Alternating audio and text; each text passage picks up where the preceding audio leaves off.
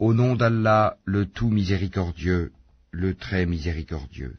Quand les hypocrites viennent à toi, ils disent « Nous attestons que tu es certes le messager d'Allah. Allah sait que tu es vraiment son messager, et Allah atteste que les hypocrites sont assurément des menteurs.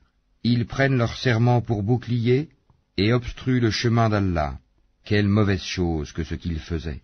C'est parce qu'en vérité ils ont cru puis rejeté la foi.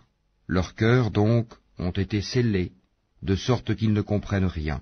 Et quand tu les vois, leur corps t'émerveille. Et s'ils parlent, tu écoutes leurs paroles. Ils sont comme des bûches appuyées contre des murs, et ils pensent que chaque cri est dirigé contre eux. L'ennemi, c'est eux. Prends-y garde, qu'Allah les extermine, comme les voilà détournés du droit chemin. Et quand on leur dit « Venez que le messager d'Allah implore le pardon pour vous », ils détournent leur tête, et tu les vois se détourner tandis qu'ils s'enflent d'orgueil. C'est égal, pour eux, que tu implores le pardon pour eux ou que tu ne le fasses pas, Allah ne leur pardonnera jamais, car Allah ne guide pas les gens pervers. Ce sont eux qui disent « Ne dépensez point pour ceux qui sont auprès du messager d'Allah, afin qu'ils se dispersent. » Et c'est à Allah qu'appartiennent les trésors des cieux et de la terre, mais les hypocrites ne comprennent pas.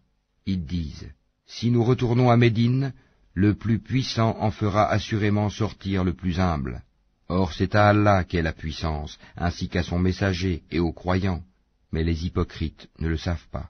Ô vous qui avez cru, que ni vos bienfaits ni vos enfants ne vous distraient du rappel d'Allah. Et quiconque fait cela, alors ceux-là seront les perdants.